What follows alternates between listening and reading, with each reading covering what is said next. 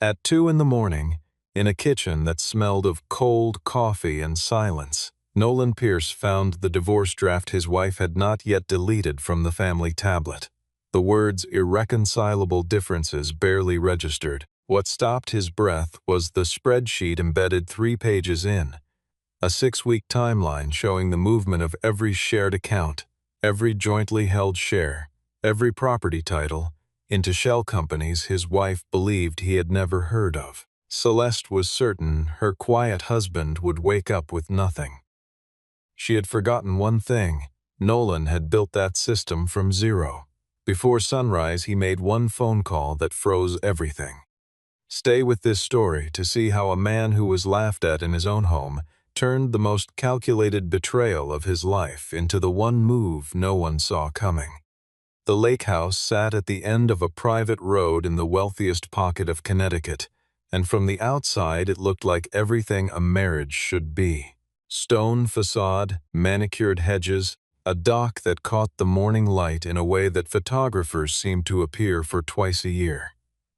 Celeste Whitmore Pierce had allowed exactly 3 profiles of the property to run in lifestyle publications, each one carefully excluding the home office where Nolan spent most of his waking hours staring at risk matrices and code repositories. The omission was not accidental. In every caption, Celeste was described as the architect of Whitmore Pierce Systems, the woman who had transformed her family's modest logistics investment into a 9-figure technology enterprise. Nolan appeared in precisely none of them. Few people outside the company's founding documents understood that the software platform generating the majority of the company's revenue had been sketched on legal pads in a 1-bedroom rental apartment. 12 years earlier, by a man who had not yet met Celeste Whitmore and had no idea her family existed. The core routing algorithms, the patent filings, the early customer agreements, all of it predated the marriage, predated the Whitmore money, predated the stone facade and the dock and the lifestyle photographers. After their daughter June was born, Nolan had made a deliberate choice to step back from the company's public operations and allow Celeste to become its face. He had not done it out of weakness or disinterest. He had done it because he loved her, because he was better suited for the architecture work than for the board presentations, and because someone needed to be home when June came off the school bus. Celeste had interpreted that retreat differently. In her accounting of their marriage, Nolan's withdrawal from visibility was not sacrifice. It was evidence that he lacked the ambition and capability to sit at the table where decisions were made. She had said as much, not to his face, but in the presence of her family often enough that the belief had calcified into something they all treated as fact. Dinner with Eleanor and Conrad was always an exercise in patience for Nolan, but the evening 3 weeks before he found the tablet was particularly instructive. He had arrived carrying a folder of quarterly projections, not because he had been asked to, but because the numbers had been troubling him, and he wanted Conrad's eyes on the distribution model. Conrad had looked at the folder the way one looks at a houseplant that has grown in the wrong direction, and Eleanor had turned to the couple seated across from her and observed, in her most polished voice, that Celeste was essentially raising 2 children in one house. The table had moved on. Nolan had set the folder down and listened instead because Conrad spent the rest of the meal asking very specific questions about voting rights in the parent company. Questions that had no obvious purpose unless someone was planning something that required a clear picture of the power structure. When Nolan raised this gently with Celeste on the drive home, she told him he was reading tension into a business conversation and changed the subject. She had already changed the password on the shared document vault 3 days earlier and offered no explanation when he noticed. It was the document vault password, more than anything else, that told Nolan something larger than marital coldness was underway. He had built the vault, he had written the access protocols, and now his own wife had locked the door.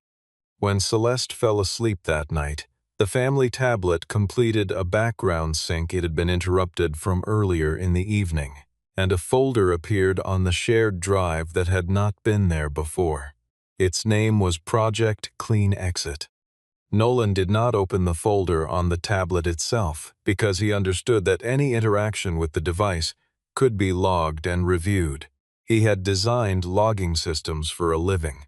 Instead, he photographed the sync notification with his personal phone, documented the timestamp and the source metadata, and went back to bed. He lay still for 90 minutes. Then he got up, went to his daughter's room, and watched her sleep for a long time before he sat down at the hallway desk and began to think carefully about what came next. The following day, he accessed the folder through a secondary authentication pathway that routed through the family's own legal backup infrastructure, a system he had established years earlier for exactly the kind of scenario where records might need to be preserved outside the reach of any single administrator. What he found inside the folder was not a single document but a structured campaign. There was a draft divorce filing, dated for the Monday morning 6 days away. There was a media response plan designed to frame Nolan as a man who had contributed little and was now attempting to leverage a technical claim on assets he had not built. There was a diagram, color-coded, professionally formatted, showing the movement of assets across a 6-week window that would conclude the Friday night before the Monday filing. Nearly $42 million in liquid assets were scheduled to move from the family's joint holding accounts into a consulting entity called Astor Lane Advisory, which was registered under a nominee name but controlled, according to the internal documents, by Conrad Whitmore. The family's jointly held shares were to be pledged as collateral for a loan extended by Whitmore Family Office, a transaction that would not require Nolan's signature under the terms as Conrad had structured them. The lake house had already been positioned for a secondary mortgage that Nolan had not been informed of, a process that had apparently begun 8 weeks ago. Buried further in the folder was a psychological profile prepared by someone Nolan did not recognize, describing him as financially dependent, socially withdrawn, and lacking the capacity to manage significant assets independently. Celeste had also prepared a motion to restrict Nolan's access to company accounts at the moment the divorce filing was submitted, ensuring that he would have neither the resources nor the standing to mount an immediate legal challenge. In her own handwriting on a printed draft, she had noted that he should be offered the guest cottage, $250,000, and a non-disclosure agreement. On the same page, in a margin note clearly intended for herself, she had written that he would accept the terms because he would not have the backbone to fight them. That line, that single, private sentence about his backbone, was the one that sat with Nolan the longest. Not because it wounded his pride in any simple way, but because it showed him how completely and systematically Celeste had rewritten the story of who he was, and had come to believe her own revision. He did not wake her. He did not take the tablet. He did not do anything that could later be described as impulsive or retaliatory.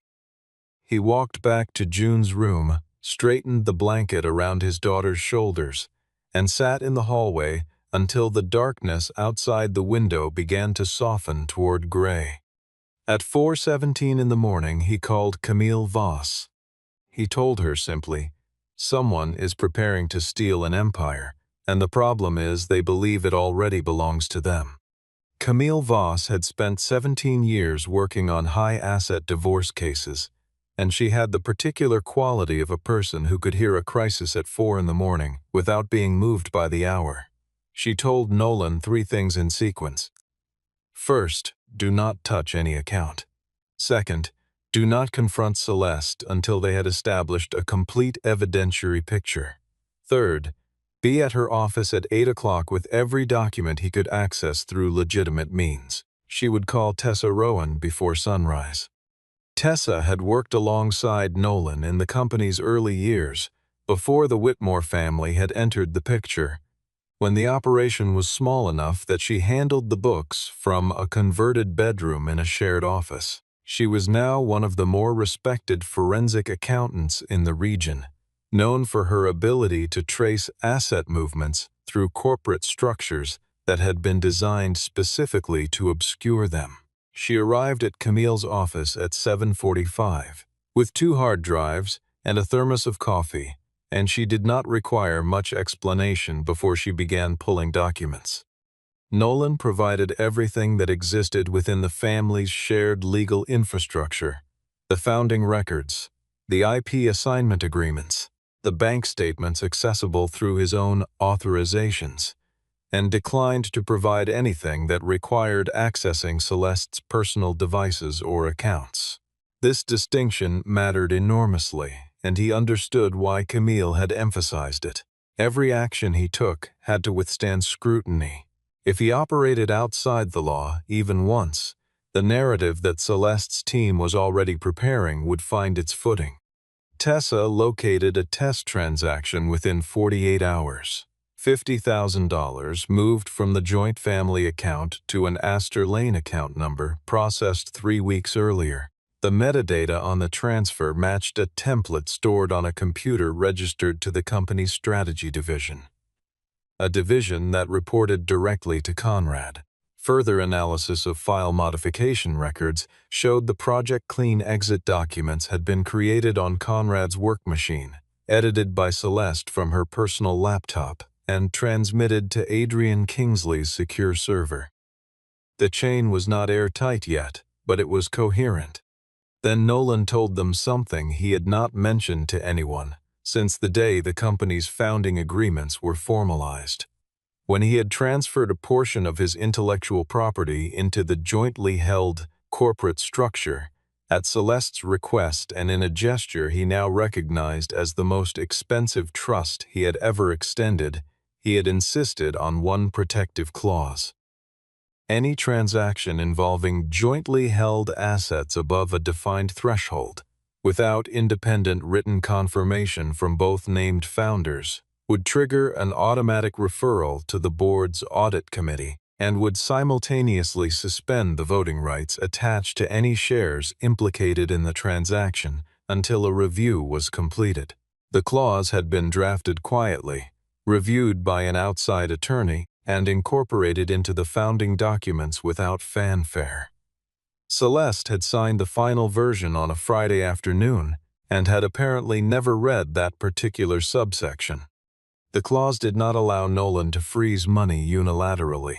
What it allowed was for the board's audit function to request that the bank apply emergency fraud protocols to flagged transactions. Camille, simultaneously, was preparing an emergency petition for a temporary asset preservation order from the family court, not to seize Celeste's assets, but to maintain the status quo until the origin of the assets could be legally established. Nolan insisted that any order specifically exempt the company's payroll accounts and all ordinary household expenses. He wanted the record to show clearly that he was protecting the company's integrity, not starving his wife of resources. Camille cautioned that if they moved too early, Celeste would see that her plan had been discovered and would redirect the asset flows through pathways they had not yet mapped. Nolan agreed to wait. The transaction had been scheduled for a Friday evening. They had until then. For the remaining days, Nolan drove June to school, packed her lunch, attended a parent meeting at her school on Wednesday afternoon, and came home each evening to a house where Celeste moved through the rooms with the brisk efficiency of someone who believed the clock was running in her favor. She interpreted his calm as capitulation. She had always interpreted his calm that way. On Thursday evening, Tessa sent a message that changed the timeline. The 3 scheduled transactions had been moved forward. They would execute during the gala. Whitmore Pierce Systems celebrated its 10th anniversary at a hotel in Midtown Manhattan with the particular extravagance that Celeste had always believed was the correct expression of corporate success. Hundreds of investors, partners, and board members filled a ballroom that had been transformed with the company's branding in a way that cost more than Nolan's first year of operating capital. He had dressed appropriately for the evening and stood in the back of the room while Celeste gave a speech from a stage lit in a way that made her look precisely as powerful as she intended to look. She thanked Eleanor. She thanked Conrad. She thanked the company's advisors and its earliest investors. She did not say Nolan's name. When the evening's host asked, with the cheerful curiosity of a man who had not done his research, what Nolan's role in the company had been, Celeste smiled in a way that rooms full of ambitious people tend to laugh at, and said he was the one who kept the refrigerator stocked. The laughter moved through the crowd in a wave. Nolan was standing near the back bar when it happened, and he did not change his expression. Eleanor spent the cocktail hour informing a cluster of investors that Nolan had never possessed the temperament to run a billion-dollar operation, and that Celeste had, essentially, built the company despite him. Conrad found Nolan near the windows at the edge of the ballroom and suggested, with the smoothness of a man who expected no resistance, that after this evening Nolan might want to consider a quieter kind of life. Nolan looked at him for a moment and asked, with complete neutrality, whether he was confident that every signature associated with that evening's transactions was legally valid. Conrad processed this as the question of a man who was jealous and slightly drunk. He excused himself. During Celeste's formal announcement of a new investment fund, a fund that had been built, according to the documents Tessa had reconstructed, partly from assets that had not yet been legally separated from Nolan's holdings. Celeste confirmed the $42 million transaction from her phone beneath the table. The screen showed a processing confirmation. She lifted her champagne glass. By her calculation, by Monday morning, Nolan would not have sufficient liquid resources to retain a legal team capable of challenging what she had put in motion. 90 seconds later, the bank's fraud monitoring system flagged the transaction as a potential internal transfer requiring dual authorization. The processing status changed to suspended. Simultaneously, the board's audit committee received an automated notice that voting rights attached to 3 categories of disputed assets had been temporarily suspended pending review of an anomalous transaction pattern. Camille Voss entered the ballroom from the side entrance with a representative from the bank's legal compliance division and crossed the floor to where Celeste was still holding her glass. The document she handed Celeste was a certified copy of the asset preservation order, signed by a family court judge that afternoon, requiring all parties to maintain existing asset positions until a complete accounting of the couple's marital estate could be conducted. No one announced that Celeste had done anything criminal. No one raised a voice. The bank's representative simply explained, in the measured tone of someone accustomed to these conversations, that the transactions in question would remain on hold pending a review expected to take no fewer than 10 business days. The smile left Celeste's face with the particular completeness of something that will not return in the same form. She looked across the room and found Nolan standing where he had been standing all evening, hands in his pockets, watching. He did not look satisfied. He did not look triumphant. He looked like a man who had done what the situation required and was not confused about why. She crossed the room to him and asked what he had done. He said, "I just locked the front door before you could carry the whole house out." The campaign that Adrian Kingsley launched in the days that followed was disciplined and fast. Within 48 hours of the gala, 2 financial news outlets ran pieces describing Nolan as a man using legal mechanisms to financially punish a wife who had simply decided to end a marriage. The framing was precise. The wronged woman, the bitter husband, the powerful tool being misused against the more successful spouse. Celeste appeared in one interview, carefully, without naming the specific transactions, and described the experience of discovering that a person you had loved was willing to weaponize financial systems against you. She had a gift for language that made ambiguity sound like sincerity. Eleanor activated relationships she had built across 3 decades in business to apply pressure on the bank's board members and on 2 directors of Whitmore Pierce Systems who were already uncomfortable with the public attention. Conrad filed a motion claiming that Nolan's position as a technical advisor had given him improper access to board-level communications and requesting his removal from any role affiliated with the company on grounds of destabilizing conduct. Several of the people Nolan had worked alongside during the company's early growth period began, quietly, to distance themselves, having heard only the version of the story that Celeste's team was circulating. Camille told Nolan not to answer journalists, not to issue statements, and not to appear at any professional gathering where he might be photographed looking angry. Everything he said in public could be entered into the evidentiary record. Nolan agreed and said nothing. Celeste sent a settlement proposal through Adrian. Nolan would receive an apartment appraised at $800,000, a fixed cash payment, and visitation with June on alternating weekends.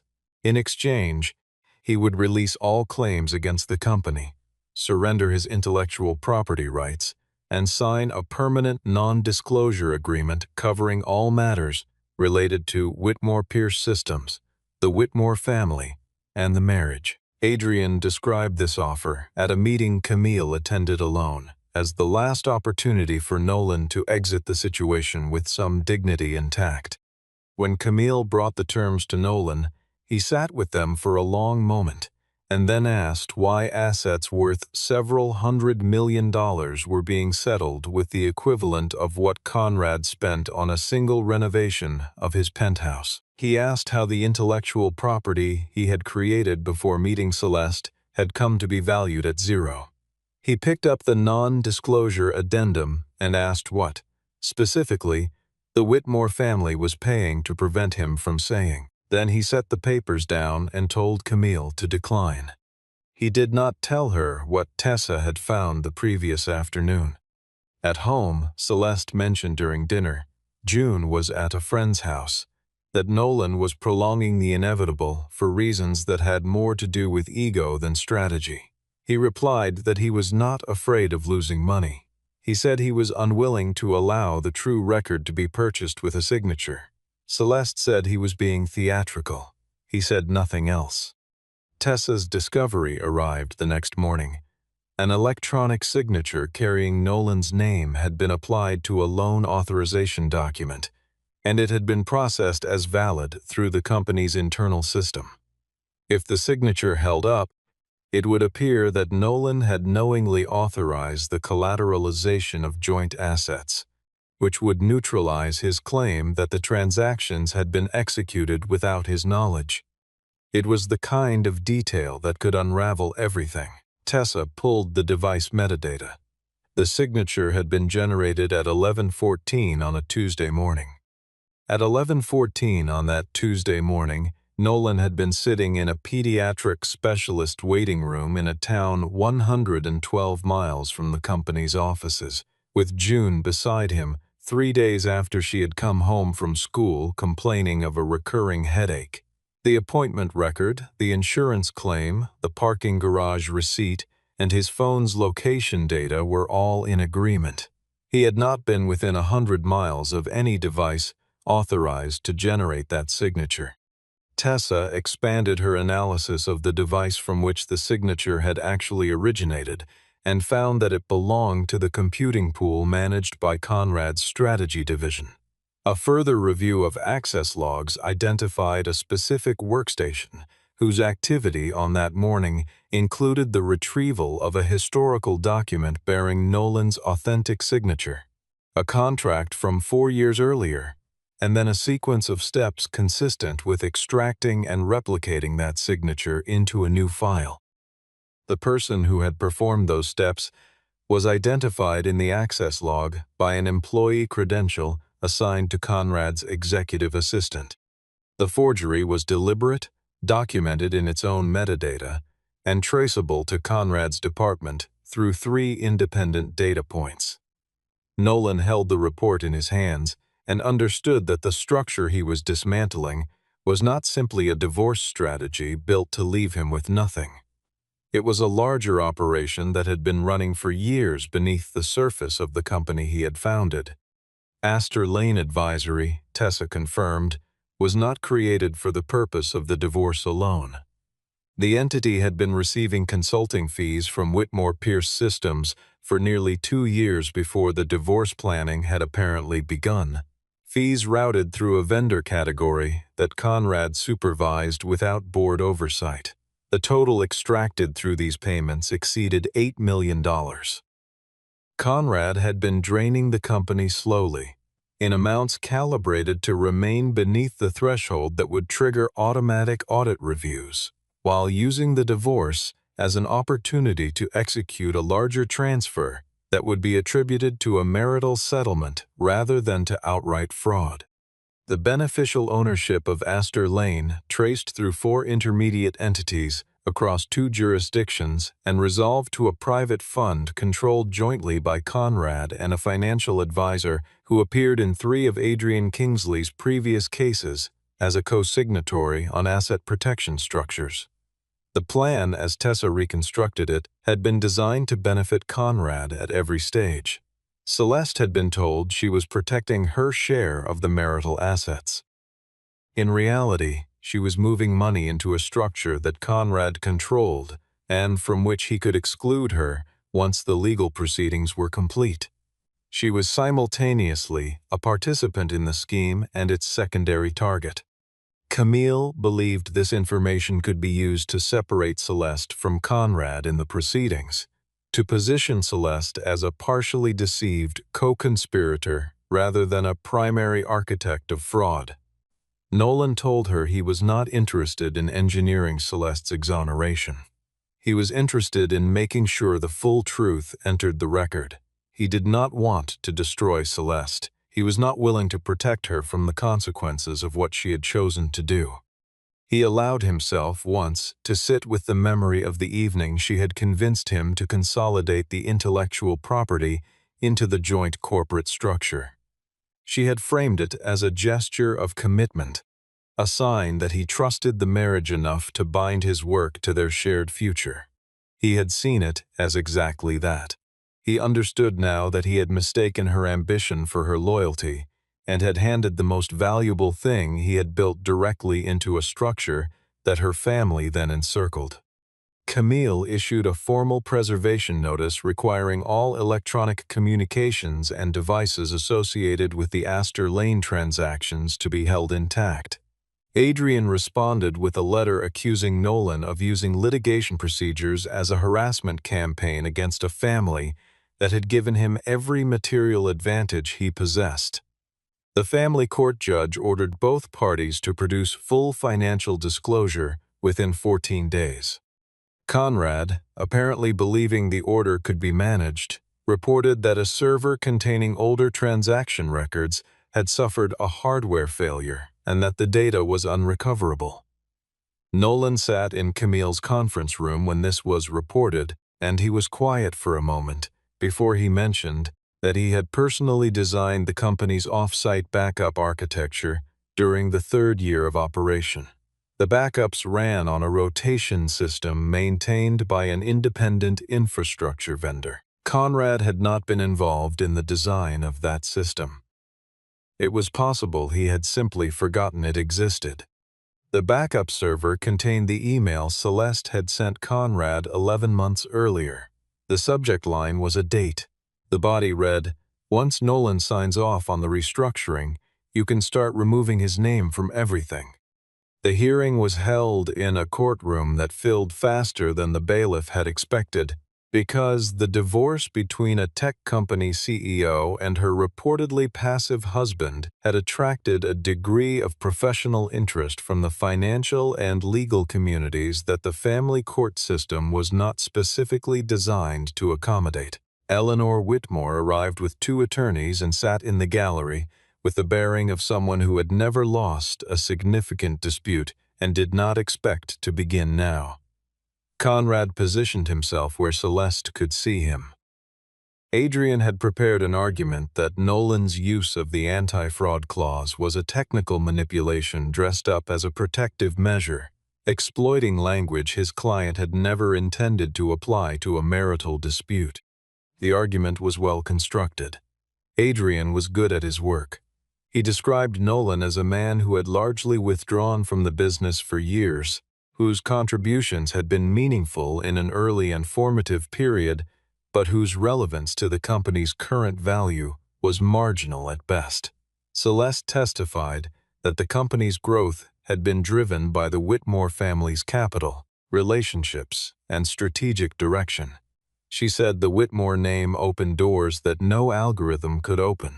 She said this with conviction, and some of it was even true. Then Camille began her presentation. She did not argue. She placed documents on the record in sequence, and she read the dates aloud.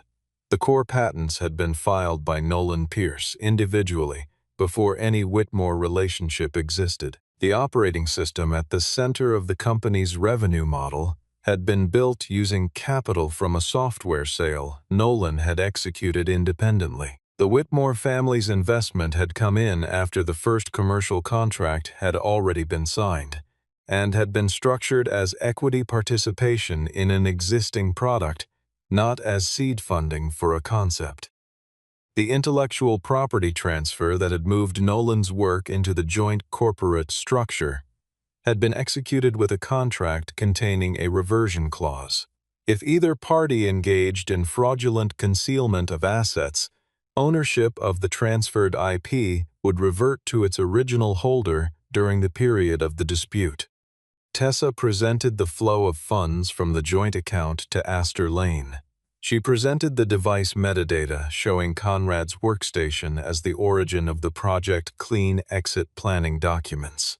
She presented the forged signature alongside the appointment record, proving Nolan had been 100 miles away when the signature was supposedly generated. She presented the Astor Lane beneficial ownership chain ending at Conrad's private fund. Adrian attempted to characterize the Astor Lane payments as standard consulting expenditures. Camille produced the email. Once Nolan signs off, you can start removing his name from everything. Celeste was asked directly whether she had known about the planned asset transfers before informing Nolan of any intention to divorce. She was asked in the careful phrasing that courtrooms require, and she was asked with Camille looking at her steadily, and she acknowledged that she had. The judge reviewed the material for 40 minutes before returning with a ruling. The preservation order would remain in place and would be extended to cover all entities in which Conrad Whitmore held any beneficial interest. The court appointed an independent auditor to examine the company's finances for the preceding 3 years. Nolan's access to funds sufficient for ordinary living expenses, June's care, and the maintenance of the company's day-to-day operations was expressly protected. The submission that Nolan had been using financial restriction to control his wife was addressed by this order directly. A man whose spending on behalf of his child and his employees was actively protected by court order was not, the judge observed, describing the profile Adrian had presented. Outside the courtroom, Adrian continued to describe the ruling as provisional and subject to challenge. Conrad pulled Celeste into a side corridor and told her that the situation had become complicated and that she needed to be prepared to accept certain responsibilities associated with the Astor Lane structure. Celeste had spent her entire adult life watching Conrad manage problems from a position of advantage, and she had always understood that his management of problems meant someone else absorbed the cost. She was only now calculating who that would be. Nolan walked past her in the corridor. He did not look back. She had heard Conrad say to Adrian, in a voice that did not account for the acoustics of marble hallways, "If it comes to it, and we need to sacrifice her position to protect the fund, that's what we do." 3 days after the hearing, Celeste's assistant sent a message to Camille's office asking for a meeting between Celeste and Nolan. without attorneys, without Conrad, and without any record being kept. Camille advised Nolan that he was under no obligation to agree and that anything discussed without legal presence could complicate the case. Nolan thought about it for 24 hours and told Camille he would go. Celeste chose a restaurant far enough from the company's orbit that no one there would recognize either of them. She arrived before him and had already ordered water. When Nolan sat down, she did not offer any preamble. She said she had made a plan to end the marriage in a way that would leave him with nothing, and she had justified it by convincing herself that the company's success belonged primarily to her name and her family's network. She said Conrad had told her the asset transfers were the only way to protect the Whitmore interest from what he described as Nolan's potential legal aggression after a divorce.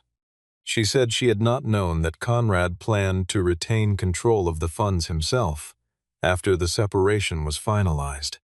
Nolan listened without interrupting. When she was finished, he asked her one question. At any point in the 6 months she had spent planning the arrangement, had she ever intended for him to receive an equitable share of what they had built together? She looked at the table. She did not answer. He reminded her that she had prepared a psychological profile designed to make him appear unfit, despite knowing that he was the person who had gotten June to school every day for 3 years, who had taken June to every specialist appointment, who had been the consistent and present parent while Celeste had traveled 4 weeks of the preceding year. He said the financial betrayal was significant. He said the attempt to erase his role as a father was worse. Celeste said she could provide internal communications from Conrad that documented his manipulation of the asset valuation process and his intent to exclude her from the fund once the divorce concluded. She said she would cooperate fully if Nolan would agree to present a unified legal position against Conrad. Nolan told her he would accept whatever evidence she chose to submit through Camille. He would not rebuild any personal trust between them. He explained the difference. Legal cooperation was a procedural arrangement based on aligned interests. It was not forgiveness. It was not a reconciliation. She should not confuse one for the other. Celeste produced a secondary device she had kept separate from her primary accounts and transferred its contents to Camille the following morning. The messages on that device included Conrad's direct instructions to the Astor Lane nominee regarding the transfer timeline, his communications with the financial advisor who co-controlled the fund, and a detailed message in which Conrad had outlined his plan to remove Celeste from the CEO position after the divorce by arguing that the legal proceedings had impaired her ability to govern the company. He had written this message 4 months before the gala. Several of the messages also contained Celeste's own words: her agreement to the transfer timing, her approval of the language in the psychological profile, her directive that Nolan's access to certain company systems be restricted immediately upon filing. She had not been a passive instrument of Conrad's plan. She had been an active participant in the parts of it that targeted Nolan, even if she had been deceived about the parts that targeted her. The evidence did not resolve her into a victim. It resolved her into someone who had made choices and would now live with their consequences alongside the man who had imposed those consequences on her. Nolan told Camille he did not intend to use the evidence to pursue Celeste's public destruction. If she testified truthfully before the court, he would not seek damages beyond what the equitable division of assets required. He would, however, hold every position on the financial settlement. He expected full accounting of every asset, restoration of the IP reversion rights triggered by the fraud, reimbursement of legal costs incurred because Celeste had concealed assets prior to filing, and a custody arrangement that recognized the reality of who had been June's primary parent. Before Celeste left the restaurant, she turned at the door and asked if he had ever thought about leaving. He said he had not. not until he knew she had spent 6 months building a plan to erase him. The board convened a special session to address the Astor Lane transactions 7 weeks after the gala, and Conrad arrived with the confidence of a man who had never been removed from a room he intended to control. He had spent the intervening weeks lobbying the directors he believed would follow the Whitmore family's lead. He had counted the votes. He believed he had enough. What he had not fully accounted for was the mechanism that had been quietly running beneath everything since Camille filed the preservation order. The anti-fraud clause had suspended the voting rights attached to all shares implicated in the disputed transactions. Those shares included a significant portion of the Whitmore family's stake, shares whose votes Conrad had been counting on. The core patents, meanwhile, had reverted provisionally to Nolan's founding entity under the IP reversion clause, pending final resolution of the fraud determination. This meant Nolan's effective voting weight in the room was substantially larger than it had been at any point since the company's early years. Eleanor recognized this first and said it aloud in a way that was meant to describe theft. Nolan waited for her to finish and then presented the board with a timeline of the company's financial history, beginning with the first patent filing and ending with the Astor Lane transfer records. He did not ask for the company to be renamed. He did not ask for Conrad's legacy to be expunged. He asked for 3 things: a full, independent audit of all transactions involving Astor Lane and its related entities for the preceding 3 years, the immediate suspension of Conrad's access to company systems, and his removal from all governance functions pending the audit's completion, and the appointment of an interim CEO from outside the family structure to maintain operations during the investigation. Celeste confirmed that Conrad had directed the concealed transactions and had done so without her full understanding of their scope. Conrad responded that Celeste had signed every document placed in front of her and that her claim of ignorance was convenient. Nolan agreed, in terms that surprised Celeste, that she bore responsibility for what she had signed. He said her cooperation in the final weeks of the process was relevant to the settlement, but did not erase the conduct that had preceded it. He said she should not retain the CEO position during an investigation into transactions she had participated in, regardless of the degree of her awareness of their full extent. He made this argument not to protect her and not to punish her, but because it was the correct governance position. The board voted. Conrad was suspended. An independent audit firm was engaged. A temporary chief executive was appointed from among the company's outside directors. Conrad was escorted from the building, not in any dramatic fashion, but by a security officer who had worked at the company for 9 years and who carried out the task with the professional calm that the situation deserved. The directors who had been in the ballroom when Celeste made her refrigerator joke sat quietly and took notes while Nolan explained the remediation plan he had prepared for protecting the company's outstanding obligations to its shareholders and employees. He declined when one of the directors asked if he would be willing to serve as interim CEO. He closed the meeting by saying, "I did not freeze this company's assets to keep them for myself. I did it so that the people who were lying about them could not take them away." The audit concluded in 9 weeks. The results were not a surprise to anyone who had been paying attention, but they were extensive. Conrad's extracted funds were identified, quantified, and traced. The incomplete transfers were reversed. The test transaction that had been sent to Astor Lane in the weeks before the gala was returned to the joint estate. Conrad's situation was referred to federal investigators for a review of the broader pattern of corporate fund diversion, a process that would take considerably longer than the divorce itself. Adrian Kingsley withdrew from representing Celeste when the conflict of interest between his representation of her and his professional relationship with Conrad's financial advisor became a matter of record. A new attorney negotiated the final settlement on Celeste's behalf, and the negotiation was measurably more straightforward than the one that had preceded the gala. Nolan retained the intellectual property that predated the marriage, together with the co-proportionate share of the company's equity that corresponded to those assets. Celeste received the share of the marital estate that had been legitimately accumulated during the marriage, including her own premarital funds, but she received nothing from the transactions that had been structured to conceal assets. She paid the legal costs that had accrued because of the concealment strategy. The lake house remained with Nolan so that June would not have to change schools or neighborhoods or the route she had walked home for the past 4 years. The custody arrangement reflected what the records showed. Nolan had been June's primary parent in practice, and June's life would be least disrupted if that continued to be true in law. Celeste would have meaningful and regular time with her daughter.